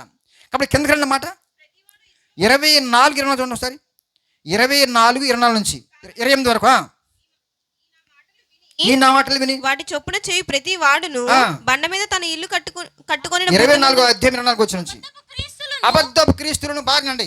అబద్ధపు క్రీస్తులు చాలా మంది ఉన్నారంట. వాళ్ళు అబద్ధపు క్రీస్తులు. మరో క్రీస్తు నా యేసు ఒక్కడేనండి. ఆయన మాట కాకుండా, ఆయన రూపం కాకుండా, ఆయన మనసు కాకుండా, ఆయన వాక్యం కాకుండా మరొక క్రీస్తుని అనేక మంది క్రీస్తులు ఉన్నారు. వాళ్ళని పరిచయం చేస్తున్నారు అబద్ధ బోధకులు. ముందుకెళ్ళం అక్కడ నుంచి. అబద్ధపు ప్రవక్తలను వచ్చి సాధ్యమైతే ఏర్పరచబడిన వారిని సహితము, గంగని ఎంతమంది కలిసి ఉంటారు పాస్టర్లో, ఎంతమంది కలిసి ఉంటారు మరి విశ్వాసులు. మా గుడికి రావచ్చుగా, మా ఇంటికి రావచ్చుగా, మా గుడి బాగుంటుంది, ఆర్కెస్ట్రా బాగుంటుంది, లైటింగ్ బాగుంటుంది, క్రిస్మస్ పండుగ బాగా చేస్తాం, మేము రావచ్చుగా, పప్పలు పెడతాం. చెప్పే ఉంటారండి. మీకు వస్తారు చాలామంది. మరి ఎందుకు ఇవన్నీ మానేసి వచ్చేసింది అక్కడికంటే కనుక, ఎస్ ఆమె అర్థమైంది. మరో క్రీస్తు, వీళ్ళందరూ కూడా మరో క్రీస్తుని పరిచయం చేస్తున్నారు. నా క్రీస్తు ఒక్కడే. ఆ క్రీస్తు ఎవరు చెబుతూ కంగారు. ముందుకెళ్ళి మోసపరచుటకై గొప్ప సూచక క్రియలను మహత్కార్యములను కనపరచెదరు. ఎందుకండి ఆడితో పని ఏంటండి? ఏ సూచక్రియ కావాలి నీకు? ఒకవేళ నిజంగా కనుక మీ అమ్మ జ్వరం పోయింది, మళ్ళీ రాదా? కొంచెం ఆలోచించండి. మంచి బిర్యానీ తిన్న తర్వాత కాసేపు నాకు కొంచెం ఆలోచించండి. అమ్మా జ్వరం వచ్చింది, జ్వరం పోయింది, మరి జ్వరం రాదా? కన్నెప్పి వచ్చింది, ప్రార్థన చేస్తాను, పోయింది అనుకోండి, మళ్ళీ రాదా? కడుపు నొప్పి బిళ్ళల్లో ఉన్నాయి, జ్వరానికి బిళ్ళలు ఉన్నాయి, క్యాన్సర్ బిళ్ళలు, అన్నిటికీ మందులు ఉన్నాయి, హాస్పిటల్స్ ఉన్నాయి, డాక్టర్స్ ఉన్నారు. కానీ లోపల ఉన్న పాప రోగానికి ఎవడు లేడు, నా యేసు ఒక్కడే. దాని గురించి దేవుడు మాట్లాడుతున్నాడు. ఇప్పుడు మీరు మాయలే పెడుతున్నారు, వీళ్ళందరినీ కూడా మబ్బులే పెడుతున్నారంటే. అబద్ధ క్రీస్తుల్లాగా, అబద్ధ ప్రవక్తలాగా వచ్చేసి ఈ లోకానికి అనేక మంది వచ్చేసి ఏం చేస్తున్నారంట? ఏర్పరచబడిన వారిని సహితం. ఎవరో ఏర్పరచబడిన వారు? యేసు ప్రభుని నిజంగా నమ్మి ఆత్మీయ జీవితంలో బలంగా ఉండే వాళ్ళని కూడా వాళ్ళు ఏం చేస్తారంట? మోసపరుస్తారంట. అందు గురించి క్రైస్తవ బిడ్డలు చాలా జాగ్రత్తగా ఉండాలి. ఇంకా ముందుకు ఎక్కడి నుంచి, ఇదిగో నేను ముందే చెప్తున్నా. ఏం చెప్తున్నాడు? కాబట్టి ఎవరైనాను ఇదిగో అరణ్యములో ఉన్నాడు. ఒక హామ అంటుంది, మా పక్కన హామ వచ్చిందా, పాస్టర్ గారు అండి హనుమాన్ జంక్షన్లు అంట జబ్బులు పోతున్నాయి అంట, ప్రార్థన చేస్తానంటే. మరి అక్కడ ఏమో జబ్బులు, మరి ఇక్కడ ఏంటి అంటే ఒక చోట ఏమో జబ్బులు పోతే యేసుప్రభు వారు, ఇంకో చోట మారుమాసు వచ్చి యేసుప్రభు వారు, ఇంకో చోట ఇంకో రకంగా ఇల్లు యేసుప్రభు వారు, ఇంకో చోట దెయ్యాల పట్టుకు యేసుప్రభు. ఎంతమంది యేసులమ్మా? ఒక్క యేసు అన్నీ ఉంటాయి. నీ విశ్వాసం నిజంగా ఉంటే నీ విశ్వాస ప్రార్థన ద్వారా నువ్వే పోగొట్టుకుంటావు వాటిని. అక్కడ ఒక యేసు, ఇక్కడ ఒక యేసు కనపడేవాడు, అంత మాయ వాళ్ళు అందరు కూడా. ముందుకెళ్ళి ఎక్కడంటమ్మా? అది కాదు. నేను చిన్నప్పుడు మా దగ్గర ఒక కోట ఉంది, పెద్ద కోట. అప్పుడంతా 4 3లో ఉన్నా. మా అమ్మ చంకనెత్తుకొని అది కాదు నక్షత్రం ఎప్పటి నుంచో ఉంది. ఈ పాస్కర్ అన్న మాట ఏంటంటే, క్రొత్త నక్షత్రం వచ్చింది, ప్రార్థన చేసి చూడండి అందరు కూడా సీసాలో బంధించేస్తా. ఎంత మాయండి. ఇలాంటివన్నీ కూడా మీరు కూడా బయలుదేరతారు. ఇప్పుడు ఉదయం చెప్పాలనుకోండి, హనుమాన్ జంక్షన్లో రోగాలు పోతేనే ఒక పెద్ద పాస్టర్ వచ్చేపాటికి ఇక్కడ ఎవరు ఉండరు, నమ్మేసి వెళ్ళిపోతారు. ఈ రోజు నాడు ఇలాంటి మాయల్లో పడిపోతుంది క్రైస్తవ సంఘము. అందుకే కొంత మేలు కలపడం కోసమే దేవుడు మరొకసారి ఈ గ్రామానికి దేవునికి వాక్యం వేస్తాం. ముందుకెళ్ళి అక్కడ నుంచి నమ్మకుడి మెరుపు తూర్పున పుట్టి పడమటి వరకు ఎలాగో కనపడును. ముందే చెబుతున్నా అన్నమాట. నేను ముందే చెప్తున్నా. ప్రసంగం ఏంటంటున్నారు? దేవుడు మిమ్మల్ని మేలు కలుపుతున్నాడు, ముందే చెబుతున్నాడు. ఇలాంటి మాయగాళ్ళు ఇంకా వస్తారు, ఇంకా ప్రస్తుతం ఉన్నారు కూడా. జాగ్రత్త చెప్పడం కోసం. అక్కడ నుంచి కాబట్టి ఎవరు? అరణ్యంలో ఉన్నాడు, అక్కడ ఉన్నారు, ఇక్కడ ఉన్నాడు. మీకు రండి, స్వస్థలు వస్తే, రోగాలు పోతే. ఒక ఆమె అందంట 7 వారాలు నా దగ్గర రావాలి. 7 వారాలు ఎక్కడన్నా యేసుప్రభు చెప్పాడండి? కుంటివాడు వచ్చిన తర్వాత ఏమన్నాడు? లెగమన్నాడు, లేచిపోయాడు. గుడ్డోళ్ళు వస్తే కళ్ళు వెంటనే ఇచ్చాడు. చనిపోయిన శవాన్ని ముట్టితే 7 వారాలు రమ్మన్నాడా? మీరు ఎందుకన్నారు ఈ మాటలు? ఎవరు పిడిచారు అని కూడా మీరు నమ్మేస్తారు. అమ్మో 7 వారాలు అంట కొబ్బరి ముడ్డోటి ఉంటుంది చేతిలో. ఏం జరుగుతుంది బిడ్డలారా? గమనించండి. యేసుక్రీస్తు ఈ లోకానికి వచ్చింది దేహ సంబంధమైన వాటి కొరకు మాత్రమే కాదండి. అసలైంది చెబుతా, కొంచెం పట్టండి ముందుకెళ్ళి అక్కడ నుంచి. మనిషి కుమారుడు రాకడియు ఉండును. యోహాను బాప్తిసం ఇచ్చి యోహాను యేసుప్రభు ముందు వచ్చాడండి. ఎక్కడన్నా అద్భుతం చేశాడు ఆయన? బైబిల్లో ఉందన్నమాట. చూడండి 9వ అధ్యాయం అంట. యోహాను సువార్త 10వ అధ్యాయం 41. యోహాను సువార్త 10:41. యేసుప్రభు కంటే 6 నెలల ముందు పెట్టిన బాప్తిసం ఇచ్చి యోహాను గురించి రాయబడి చూడండి. యోహాను ఏ సూచక్రియ కూడా చేయలేదు, కానీ యోహానికి శిష్యులు ఉన్నారు. యోహాను మాటల మధ్య చాలా మంది మారు మనసు పొందారు. యేసుప్రభు నా రాకముందు గమనించాలని పుట్టాడు కాబట్టి ఆయన ప్రసంగాలు విన్నవాళ్ళు చాలా మంది ఉన్నారు. ఉద్యోగస్తులు లాంటి, వ్యాపారస్తులు లాంటి, కూలి పనిచేసే వాళ్ళందరూ కూడా. ఆయన ఏ సూచకుడుగా అలాంటి ఆయన గురించి ప్రభు ఏమన్నా కానీ ఈయన గురించి యెహోవా యోహాను చెప్పిన సంగతులను సత్యమని అనిరి. అక్కడ అనేకులు ఆయన యందు విశ్వాసం. యేసుప్రభు స్టేట్మెంట్ ఏంటి? ఆయన మండుచు ప్రకాశిస్తున్న దీపము. ఏంటి? స్వస్థలు చేసేవాళ్ళనేమో పోరా అన్నాడు అందరినీ. ఏ స్వస్థ చేయకుండా, ఏమండి ఏ అద్భుతాలు చేయకుండా ఉన్నాయనేమో ఆయన ఇలాంటి వాడు ఇంక ఎవరు పుట్టరని చెప్పాడు యేసుప్రభు. మీకు అర్థమైంది ఇప్పుడు? అద్భుతాలకి అవకాశం ఇచ్చి ఆత్మను పోగొట్టుకోబ క్రైస్తవ బిడ్డ. పై భక్తికి అవకాశం ఇచ్చేసి గమనించండి, శక్తివంతమైన వాక్యాన్ని పోగొట్టుకో బిడ్డ. ఈ రోజు నాడు గమనించండి, మాయలో ఉన్న సంఘాన్ని దేవుడు మేలు కొలపడం కోసం ఈ గ్రామానికి యేసుప్రభు వచ్చాడు. దేవుని నామమున స్తోత్రం. ఒకటేంటంటే పాప సంబంధమైన జీవితంలో ఉన్నావు, దాన్ని మేకప్ చేయడం కోసం పై భక్తి చేస్తున్నావు. రెండవది ఆ భక్తుల భాగం ఏంటంటే మాయలు, ఏంటంటే అద్భుతాలు, స్వస్థతలు, అవి ఇవి. నాలుగోది ఏంటంటే దాన ధర్మాలు. అవి ఇచ్చాగా మా ఊర్లో పెన్సిల్ పెంచాగా, అన్నాలు పెట్టాగా, పిల్లలు పెంచాగా, ఎవరికి కావాలి అవన్నీ కూడా. అవి తర్వాత ఈ లోకంలో పేరు కోసం, మెప్పు కోసం తప్ప దేవునికి అయినా అవసరం లేదు. దేవుడు ఆల్రెడీ ఇచ్చాడు కాబట్టి ఇచ్చినట్లోంచి పంచావు. దాన్ని చూసి మురిసిపోతే ఎలాగ బిడ్డ? నువ్వు దాన్ని చూసి మురిసిపోతావు ఎందుకు? ఒకటి పై భక్తి వల్ల భయంకరమైన పరిస్థితి ఉంది, పాపం సంబంధమైంది. రెండవది ఏంటమ్మా? రెండవది ఏంటి?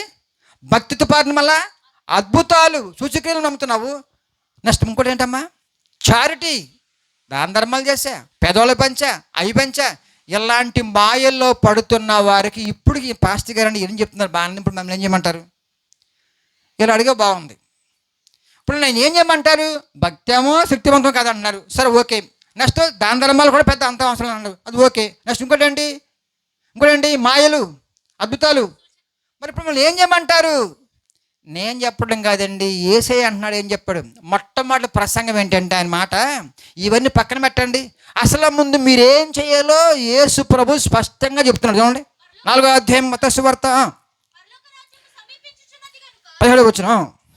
పొందుడని చెప్పే కిందక పరలోక రాజ్యానికి నీకు చాలా సంబంధం ఉంది బిడ్డ. ఈ లోకంలో ఉండేది కొంచెం కాలమేనమ్మా. అందుకనే దేవుడు పరలోకము పరలోకము పరలోకం అంటున్నాడు. దానికి ఏం కావాలంట? బ్రతుకు మార్చుకోమన్నాడు. మారలేనే. యేసు ప్రభు చెప్పడానికి బాగా చెప్పాడులేండి, నేను మారలేనే. మొదటి నుంచి నా అలవాట్లు బూతులు, మొదటి నుంచి అలవాటు తాగుడు, మొదటి నుంచి తిట్టగలను, అన్ని చేయగలను, నా వల్ల అవ్వట్లేదే. అందుచేతనే చెప్పిన వాడు చేసి చూపించాడు ప్రాక్టికల్గా. మారు మనసు అంటే మనసు మార్చుకోవటం అండి.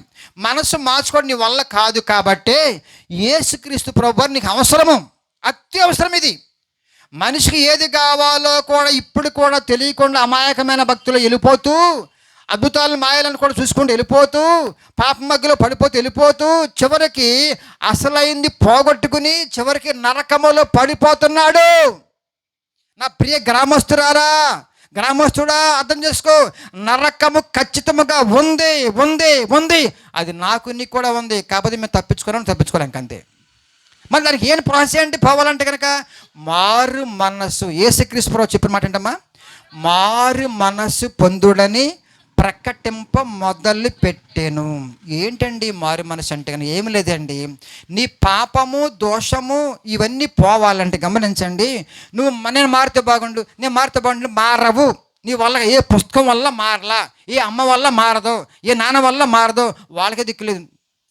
ఏ తండ్రి కానీ ఏ ఫిలాసఫర్ ఎవరి వల్ల మనిషి యొక్క జీవితంలో సంపూర్ణమైన ఆత్మ సంబంధంగా దేవునికి ఇష్టమైన మార్పు రాదు. రాసుకోండి గ్యారంటీగా. అది రావాలంటే ఒకటి జరగాలి. ఏంటంటే పాపమునకు శిక్ష మరణము. నువ్వు చావాలి, నువ్వు చంపాలి. అదేంటి పాస్టర్ గారండి, చంపేసుకుంటూ వెళ్ళిపోతే ఇంకా దేవుడు ఎందుకు నాకు? ఆ మాట నా యేసయ్య అంట్లా. వాళ్ళు అంటున్నారు దుష్ట శిక్షణ, వాళ్ళు అన్నారు బయట వాళ్ళు.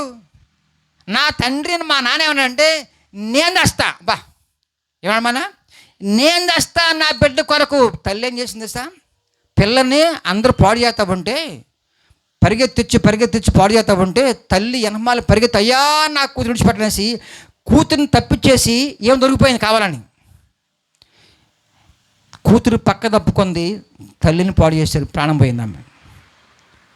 తల్లి కాపాడుకుంది బిడ్డని. ఈ తల్లికే ఈ తండ్రికి ఎంత ప్రేమ ఉంటే, నా పరమ తండ్రికి ఎంత ప్రేమ అంటే, నీవు దోషము నుంచి పై భక్తి నుంచి మాయల నుంచి బయట రాలేవు కాబట్టి వాస్తవమైన చెప్తున్నా గమనించండి. నీ హృదయం నుండా గూడు కట్టిపోయిన పాపము నుంచి శాపము నుంచి బయట రావాలంటే ఎవరి వల్ల కాదు, నేనే చచ్చిపోతాను. వద్దు. ఆయన యేసుక్రీస్తు ప్రభువు వారు ఈ లోకానికి మానవుడు దిగివచ్చి మానవుడిగా 33 ఏళ్ళు మనిషిగా ఉండి పాపము లేకుండా జీవించి నా పాపాల కోసం ప్రాణం పెట్టాడు. ఆయన తిరిగి లేచాడు. ఆయన దేవుని కనపడుతున్న ఒకసారి. ఇప్పుడు ఆయన నమ్ముకోవటం వల్ల నీలో మార్పు మొదలవుతుంది. ఎందుకంటే ఆయన లేచి పరలోకం వెళ్ళి ఆత్మరూపికి లోకానికి వచ్చాడు. నమ్మితే నీలోకి వస్తాడు. చాలా అయిపోయింది మార్మాస్. సింపుల్. ఎంత సింపులా? వాళ్ళు ఏమో టెంకాయ కొట్టమంటున్నారు, కోళ్ళు ఇమ్మంటున్నారు, మేకలు ఇమ్మంటున్నారు, నిలుదోపుడు ఇమ్మంటున్నారు, 5 ఇమ్మంటున్నారు. ఇల్లు ఎంత సింపులా? నేను అంటాను అమ్మ నాన్న బిడ్డలు అడిగారు అనుకోండి, నాది ఏమంటాడు, నువ్వేమంటావు? అమ్మ నాన్నే బిడ్డ అడుగుతాడు, డాడీ నీకు ఏం కావాలంటే ఒక నవ్వు నవ్వుతావు. ఎందుకని నవ్వే నువ్వు? తల్లి ఎందుకు నవ్వుతారండి? నువ్వేమవుతారు నాకు అన్ని మిగితే, అంతేనా? యేసుక్రీస్తు ప్రభువారు అన్నీ ఇచ్చినవాడు, ప్రాణం పెట్టినవాడు. ప్రాణం పెట్టి అన్నీ ఇచ్చినవాడు నువ్వేమిస్తావు? ఏమి ఇవ్వగలవు నువ్వు? కాబట్టి నీ వల్ల కాదు. రోత బతుకు నుంచి బయటపడి నీ వల్ల కాదు, నీ అలవాటుని బయటపడి నీ వల్ల కాదు. అందుగురించే ఆ పాపాలన్నిటి కొరకు నీ కొరకు ప్రాణం పెట్టాడు. దుష్ట శిక్షణ. దుష్ట శిక్ష అంటే ఆయన శిక్ష పడాలి ఖచ్చితంగా, దుష్టుని చంపేయాలి. ఆయన చనిపోయాడు. ఏ గ్రంథంలో ఉంటారని ఇలాంటి వాళ్ళు? నా బైబిల్లో తప్ప. కాబట్టి మీరు అర్థం చేసుకోండి, విషయం గమనించండి. ముగించేస్తాం ముందుగా. యేసుక్రీస్తు ప్రభువు ఈ లోకానికి వచ్చింది నీకు మార్పునిచ్చి మారని దేవుని దగ్గర కూర్చోబెట్టుకోవడం కోసం వచ్చాడు ఆయన. దేవుని నామస్తున్నట్టుగా. అందుగురించే నువ్వు భౌతిక పరంగానే భక్తి చేస్తావు, భౌతిక పరంగానే కోరికలు, భౌతిక పరంగానే స్వస్థలు, భౌతిక పరంగానే అన్ని కోరుకుంటావు. ఆత్మ నిర్లక్ష్యం చేస్తావు నువ్వు. అందుకని యోహాను సూత్రం ఉంటుంది. యోహాను సూత్రం 6:6 ఆత్మయే జీవింపచేయనిది, శరీరము కేవలము నిష్ప్రయోజనము. ఎందుకన్నాడు నిష్ప్రయోజనం అని తెలుసా మీకు? నువ్వు జ్వరం వచ్చిన రాపైన వెళ్ళిపోతావు 90కి 100కు, జబ్బు వచ్చిన రాపైన వెళ్ళిపోతావు 90కి 100కు, ఉద్యోగం వచ్చిన రాపైన వెళ్ళిపోతావు 90కి 100కు, చదువు లేపని వెళ్ళిపోతావు 90కి 100కు, ఆస్తులున్నా లేకపోయినా, జబ్బున్నా డబ్బు లేకపోయినా, ఏమన్నా లేకపోయినా సరే 90కి 100కి వెళ్ళిపోతావు. వెళ్ళిపోయిన తర్వాత నీ బ్రతికి ఏంటో అర్థంలాగా కనపడద్దు ఇక్కడ వాక్యం దగ్గరికి వస్తే. అదేంటి చేస్తామంటారా? పాపములో ఉంటూ, రోత బతుకులో బతుకుతూ, మాయలో ఉంటూ, దేవుని వాక్యం కరెక్ట్గా పట్టుకోకుండా, మారుమాస లేకుండా, రక్షణ లేకుండా వెళ్ళిపోతే నరకము. మరొక లోకం అది, ఈ లోకం కాదు అది. అగ్ని అరదు, పురుగు చావదు. స్పష్టంగా దేవుడు మాట్లాడుతున్న మాట. ఆ నరకాన్ని సృష్టించిన దేవుడే. ఎవరి వల్ల ఆర్పటం కాదు. ఎవరు ఆర్పలేరండి. నువ్వు గరుస్తూ ఉంటావు, కేకలేస్తూ ఉంటావు. కాబట్టి ఇంతకనే ముగించే ముందు చెప్పే విషయం ఏంటంటే, దేవుని యొక్క మాటలో ఉన్న మాధుర్యం ఏంటంటే, నీ మార్పు నీ వల్ల కాదు కాబట్టి ఈ లోకానికి దిగి వచ్చాను, నీ కొరకు ప్రాణం పెట్టాను కాబట్టి నువ్వు మారి మనసు ద్వారా, పశ్చాత్తాపం ద్వారా, ప్రాయశ్చిత్తం నేను చేశాను, పశ్చాత్తాపం నువ్వు చెయ్యి. నీ పశ్చాత్తాపం ద్వారా ఎప్పుడైతే పశ్చాత్తాపడి పాపాన్ని ఒప్పుకుంటావో మారు మనసు వచ్చేసింది, నేను నీలోకి వచ్చేస్తా. దాన్ని ఏమంటారంటే పరిశుద్ధాత్మాభిషేకం. దేవుని నామమున స్తోత్రం. ఆత్మరూపుగా ఉన్న దేవుడు ఇంట్లో ఉండేవాడు కాదు, పొట్టలో ఉండేవాడు కాదు, చెట్లో ఉండేవాడు కాదు, పేటలో ఉండేవాడు కాదు. నీలోనే ఉండటానికి రెడీగా ఉన్నాడు ఆయన. ఆయన నమ్మాలంటే కనుక మారు మనసు అంటే పశ్చాత్తాపం. నాయనా ఇప్పుడు గుడికి వెళ్ళిపోయాను, ఫ్యాన్లు కొన్నాను, క్రిస్మస్ పండుగ చేస్తున్నాను, అప్పనిస్తున్నాను, కానీ మారు మనసు లేకుండా రక్షణ భాగ్యం తెలియకుండా బతికేసిన ప్రభు అనేసి పశ్చాత్తాపడగలిగితే, పాపాలు ఒప్పుగలిగితే వెంటనే యేసుక్రీస్తు ప్రభు ఆత్మ నీలోకి వస్తాడు. ఒక ప్రశ్న, ఈ యొక్క గ్రామంలో ఎంతమందిని దేవుని ధరించుకున్నారు? నీకు అర్థం కాకపోతే మరోసారి కలువు. యేసుక్రీస్తు ప్రభువు నాలో ఉన్నాడు, ఎందుకంటే నేను మారు మనసు పొందా. ఇప్పుడు ఆయన నమ్మింది కేవలం డబ్బుల కోసం కాదు, ఉద్యోగం కోసం కాదు, పెళ్ళిళ్ళ కోసం కాదు, నా బిడ్డల పెళ్ళిళ్ళ కోసం కాదు, ఎక్కడ కోసం కాదు. నాకు పరలోక రాజ్యం కావాలి కన్నం వస్తే. మరి లోకంలో ఏం కావాలి? అన్నీ ఉన్నాయిగా, గాలి ఉంది, నీరు ఉంది, పళ్ళు ఉన్నాయి, కాయలు ఉన్నాయి, కూరగాయలు ఉన్నాయి, మొత్తం ఉన్నాయి, పని చేసుకోండి తెచ్చుకుంటున్నాం. కానీ పరలోక రాజ్యం అంత ఈజీగా రాదు. దేవుడిని కొరకు బలైపోడినసి నమ్మి నా పాపాల కోసం ప్రాణం పెట్టాడు, తిరిగి లేచాడు, ఆయన పరలోకం వెళ్ళాడు. ఆయన నమ్మటం వల్ల, పాపాలు ఒప్పుకోవటం వల్ల మారు మనసు రక్షణ భాగ్యం వచ్చింది, తద్వారా పరలోకం వస్తుంది. ఈ లోకంలో ఉండే జీవితం ఏంటి? ప్రేమ. ఎందుకని? లోపల ఉన్నవాడు ప్రేమామయుడు. సమాధానము, ఎందుకని? లోపల ఉన్నవాడు సమాధానకర్త. దీర్ఘశాంతము, ఆయన అలాంటి లక్షణం గలవాడు. ఓర్పు, సహనం అన్నీ ఉన్నవాడు నీలోకే వచ్చాడు. అక్కడి నుంచి మొదలవది క్రొత్త జీవితం. భార్య ఒక మాట అన్నా సరే అనుకొని పాపం అని జాలి పడతావు, ఎందుకంటే జాలి గలవాడు నీలోనే ఉన్నాడు. భర్త ఒక మాట అన్నా సరే లోపల ఏమో మాట్లాడు, ఎందుకంటే ప్రేమ గలవాడు నీలోనే ఉన్నాడు, ఆయన ప్రేమిస్తాం అవసరమైతే. ఈ లక్షణాలన్నీ కూడా యేసుని కలిగి ఉన్న వారిలో ఉంటాయి, గుడికి వెళ్ళే వాళ్ళలో ఉండవు. నేను గుడికి వెళ్తున్నానండి, మారు మనసు పొందావా? కానికిస్తున్నానండి, మారు మనసు పొందావా? గుడి కట్టానండి, మారు మనసు పొందావా? ఇంకేం చేస్తానండి, మారు మనసు పొందావా? మారు మనసు విలువైంది. దానివల్ల యేసు నువ్వు కలిసి ఉంటారు, మరొక జీవితం మొదలవుద్ది. అది కావాలొద్దా? అది కావాలొద్దా? ప్రియ గ్రామస్తులు అర్థం చేసుకొని ఆ మారు మనసు ద్వారా రక్షణకు వచ్చిన తర్వాత రక్షణలో కొనసాగాలి. ఆఖరి పాయింట్ ఇది. రక్షణలోకి వచ్చిన తర్వాత రక్షణలో కొనసాగాలి. మార్గంలోకి వచ్చిన తర్వాత మార్గం గుండా వెళ్ళాలి. అది ఇరుకైన మార్గమే, విశాలంగా ఉండదు. లోకంలో పాపం సరదాగా ఉంటుంది, పేకడ సరదాగా ఉంటుంది, విచారం సరదాగా ఉంటుంది. అవన్నీ మానుకొని ఒక్కబెట్టుకుని యేసు మార్గం గుండా మంచిగా, పరిశుద్ధంగా, ఓర్పుగా, సహనంగా తట్టుకుని, సహించి, భరించి, క్షమించి వెళ్ళాలంటే చాలా కష్టం. అది నీ వల్ల కాదు. కాబట్టి యేసు నీలో ఉన్నాడు. ఎప్పటికప్పుడే వాక్యము ద్వారా, ప్రార్థన ద్వారా బలం పొందుకుని ఆ ఇరుకు మార్గం గుండా వెళుతూ వెళుతూ వెళుతూ పర్లకు జంప్, సూపర్ లైఫ్. ఎవరండి నాపేది? ఇంకా అందుచేతనే ఇక్కడి నుంచి వస్తున్నారు మా సంఘానికి వీళ్ళు. ఆ మార్గము గుండా యేసు ప్రభు వాళ్ళు నడిపిస్తున్నాడు కాబట్టి, ఒక సేవకుని పెట్టి, ఒక సంఘాన్ని పెట్టి బలంగా నడిపిస్తున్నాడు కాబట్టి ఎంతో ప్రయాసపడి బిడ్డలు ఇక్కడ నుంచి అక్కడ వస్తున్నారు. ఆ మార్గం మాకు అర్థమైంది. ప్రియ క్రైస్తవ బిడ్డలకు మిగిలిన వాళ్ళు, నా గ్రామస్తులారా, మీకు అర్థమైందా? మీకు అర్థమైందా? వాక్యము లేకుండా, మారు మనసు లేకుండా, రక్షణలో కొనసాగే ఇష్టం లేకుండా, రక్షణలో కొనసాగటం ఆశమాషి కాదు. పెళ్ళి అవటం ఈజీ. పెళ్ళిలో పెళ్ళి కూతురు పెళ్ళి కొడుకు ఉన్నట్టుగా ఆ రోజు ఆ జీవితకాలం అంతా ఉండటం కష్టం. రక్షణ పొందుకోవటం ఈజీ అవ్వచ్చు, ఎందుకంటే ఫ్రీ ప్యాకేజ్ అది. రక్షణలో కొనసాగటం అనేది ఎప్పటికెప్పుడు పరిశుద్ధాత్మ దేవుని ఉపయోగించుకోవాలి, ప్రార్థన ద్వారా, సత్యమైన వాక్యం ద్వారా. ఆ రెండు లేకుండా నువ్వు గుడికి వెళ్తే ఎవడికి కావాలి, కానికెత్తే ఎవడికి కావాలి, క్రిస్మస్ పండుగ చేసుకుంటే ఎవడికి కావాలి? అవన్నీ కూడా తాత్కాలికంగా, శరీర సంబంధంగా, తాత్కాలిక ఉపశమనం కోసమే. శాశ్వతమైన జీవితం ఏంటంటే ఆత్మ, దేవుడు నీ ఆత్మతో కలిసి, ఇద్దరు కలిసి ప్రయాణం చేస్తూనే ఉంటారు. కష్టమైన, నష్టమైన, బాధ అయినా, బరువైన, కరువైన, ఏమైనా ఐ డోంట్ కేర్, నా యేసు నాలో ఉన్నాడు, కమాన్. అది నా ధైర్యం. అందుచేత నేను అరవకుండా, చెప్పకుండా, కేక లేకుండా ఉండలేను. ప్రతి ఒక్కరికి మారుమోగిపోవాలి. మీ ఊళ్ళో ఎన్ని గుళ్ళు అనవసరం, నీ గుండెల్లో యేసే ఉన్నాడా? ముగించేస్తున్నా. నువ్వు ఎన్నిసార్లు గుడికి వెళ్తున్నా అనవసరం, నీ గుండెల్లో యేసే ఉన్నాడా? పరిశుద్ధాత్మ రూపంలో ఉన్న యేసుక్రీస్తు ప్రభువు నీలోకి వచ్చాడా? ఆయన రావాలంటే ఒక్కటే ఒక్క మార్గము, పశ్చాత్తాపంతో కూడిన మారు మనస్సు, మారు మనసుతో కూడిన విశ్వాసము. నా కొరకు ఈ లోకానికి వచ్చాడు, పాపం కొరకు ప్రాణం పెట్టాడు, తిరిగి లేచాడు, పరలోకం వెళ్ళాడు, ఆత్మకు ఉన్నాడు. నాకు కావాలి నాన్న, నువ్వు నాకు కావాలి ప్రభు, నా వల్ల కాట్లా. నువ్వు ఏ బలహీనంగా ఉండొచ్చు, ఎంత భయంకరంగా జీవించు, ఒక్క దెబ్బతో నీ మ్యాటర్ మొత్తం మారిపోద్ది, జీవితం అంతా మారిపోద్ది. రెడ్డి కాలేజీలో నేను రౌడీని, భయంకరమైన గొండ నేను. ఎలక్షన్స్ అన్నీ కూడా ఆగిపడ్డ నేనే. ఆనాడు అలాంటి పరిస్థితుల్లో ఉన్న నేను, నా దేవుడు ఒక్క క్షణంలో మార్చాడు. ఒక నైట్ పశ్చాత్తాపడ్డ, ప్రభు నన్ను క్షమించిన ఆయన, నాకు తెలియక నమ్మకం క్రైస్తవుడు నేను, రోమన్ కథోలిక్ని, మరియం భక్తుడిని, సిఎస్కి వెళ్ళేవాడిని, అక్కడ కొన్నాళ్ళు రొమ్మ కొట్టేవాడిని. అవి విని మొత్తం అంతా కూడా నాకు వాక్యం బలం లేదు. ఎప్పుడో ఒక సేవకుని గట్టిగా పట్టుకున్నాను, అక్కడికి వెళ్ళాను. మారుమాస అంటే ఏంటో, పశ్చాత్తాపం అంటూ రచనలు మొత్తం చెప్పాడు ఆయన. చెప్పి మచ్చపడిన తర్వాత వెంటనే యేసు ప్రభుని ధరించుకుని బాప్తిసం పొందుకున్నా. అప్పటి నుంచి ఇప్పటి వరకు బిర్రు కదల్లా. నా సాక్ష్యం అది. మా అమ్మగారిని మార్చుకొని, మా నాన్నగారిని మార్చుకొని, మా చెల్లి మార్చుకొని, మొత్తం అంతా ఇప్పుడు అనేక మంది మారిపోయారు. సంఘం నిండా వాళ్ళే నా బిడ్డలే. ఏం కావాలి ఇంకా నీకు బిడ్డ? నేను ముగించేస్తున్నా. ఆఖరి మాట, చక్కని మాట చూడండి.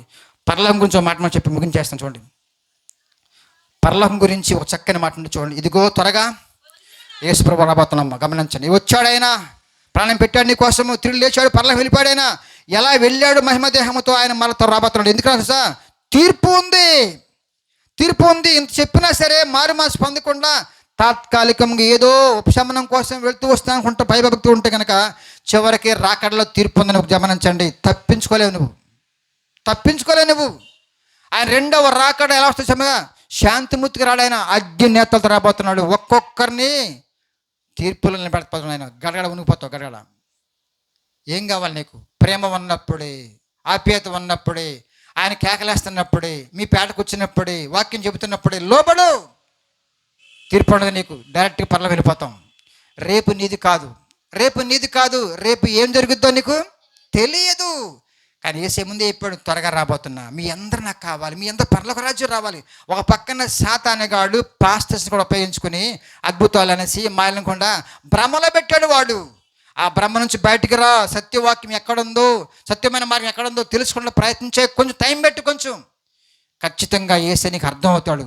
అర్థం పర్థం లేనివాడు కదా ఆయన, అర్థవంతమైన దేవుడు, ప్రపంచాన్నే వెలుగుగా ఉన్నవాడు. అలాంటి దేవుడు నాకు దొరికాడు. నీకు కావాలా? నీకు కావాలంటే రెడీగా ఉండి నీ కోసం ప్రార్థన చేస్తాం. కళ్ళు మూసుకోండి అందరం కూడా, అందరు కళ్ళు మూసుకోండి. యేసుక్రీస్తు ప్రభు ఈ లోకానికి వచ్చింది కేవలము నీ దేహ అవసరాల కోసం కాదనే విషయం గమనించుకో. నీ దేహ అవసరాల కోసమే అయితే కనుక నువ్వు ప్రభుని నమ్మవసలా. నమ్మకపోయినా నీ గాలి, నీరు, ఆహారం అంతే చేసుకోవాలి. నువ్వు దేని గురించి నువ్వు ప్రభుని నమ్మావు? యేసుక్రీస్తు ప్రభు లోకానికి వచ్చింది నీ కొరకు ప్రాణం పెట్టి, నీ దోషములన్నీ పరిహరించి, నీకు రక్షణ భాగ్యం సమకూర్చి, రక్షణలో కొనసాగింపజేయటం కోసం పరిశుద్ధాత్మ రూపం నీలోకి వచ్చి, నీ ప్రాణం ఉన్నంత వరకు లోకము నీతోనే సహవాసం చేసి ఆయన రాకడకు సిద్ధపరచడం కోసం వచ్చాడు ఆయన. పరిశుద్ధాత్మ దేవుడు నీలోకి వచ్చింది నిన్ను సిద్ధపరచడం కోసం వచ్చాడు. యేసు ప్రభు లోకానికి వచ్చింది దానికంటే ముందుగా నీ పాపాల కోసం ప్రాణం పెడతాం కోసం వచ్చాడు. ఈ సిస్టమ్ తెలియకుండా ఏవో నీ సొంత భక్తి ప్రయత్నాలు చేసుకుంటూ ఎక్కడ పోతావు బిడ్డ? నువ్వు ఎవరు నమ్మావు? దుర్బోధకులు నమ్మావా? మాయమాటలు నమ్మావా? స్వస్థతలు నమ్మావా? ఇంకోటి నమ్ముతున్నావా? నిజమైన యేసుక్రీస్తు ప్రభువారు దొరకడు. ఆయన వెతకాలి. ఇప్పుడు స్వచ్ఛమైన సంఘము దొరకదు, వెతుక్కోవాలి.